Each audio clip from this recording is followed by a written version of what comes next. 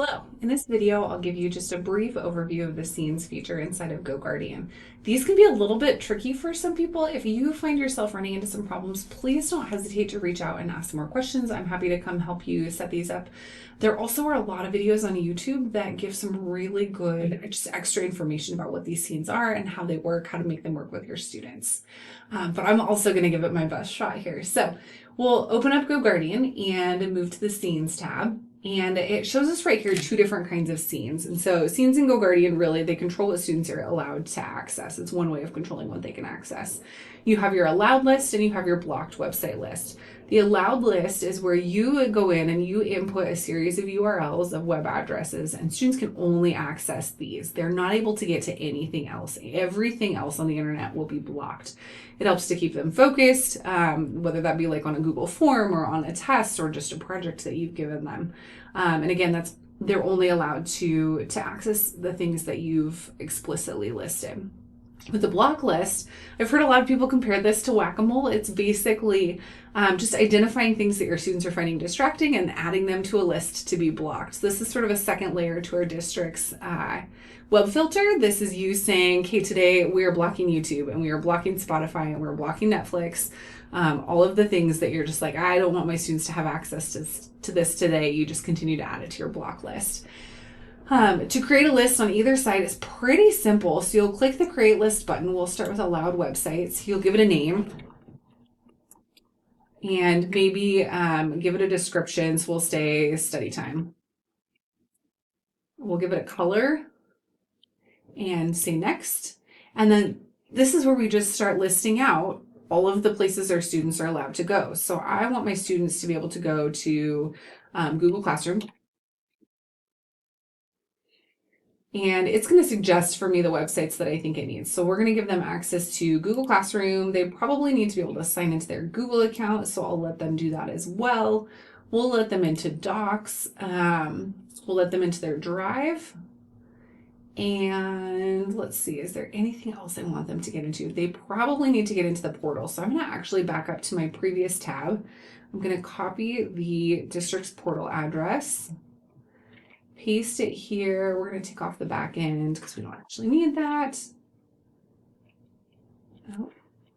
And we'll add that to our list as well so that our portal is not blocked. So now at this point, my allow list is set up.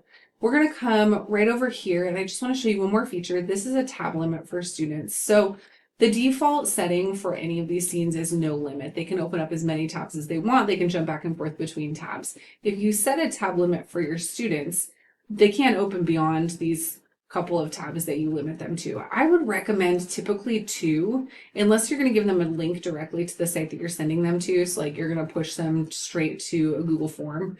You're going to want 2 because anything they open in the portal is going to open something else in a new tab. So we'll go ahead and say 2, and then we'll click save. This does not automatically apply this to a scene in my GoGuardian classroom. To apply this as a scene for my students for a live session, I'll go to Classrooms. We'll start a session. And then I'm going to apply a scene.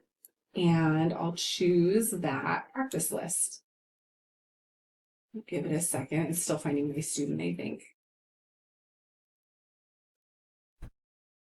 Okay, it found my student, so I'll go ahead and select my student. In a regular classroom case, I would select all of my students probably, and then I'll go ahead and say apply the scene. And now that scene applies to this student. Now, one thing that I don't know that you can see actually happening right now. Nope, you can't see my pop-up. My practice student actually had 2 tabs open, and as soon as that scene launched, because they were limited to 2 tabs, they dropped down to 2 tabs and it closed the 3rd tab. Now, if this student tries to go to another website, I'm going to click New Tab on my student computer and try to open YouTube. They're going to get a message that says, hey there, it looks like you don't have permission to be on this website right now. If you think it's a mistake, please let your teacher know, but they're getting blocked. And here is that message. It also tells you from your side of things where the student tried to go.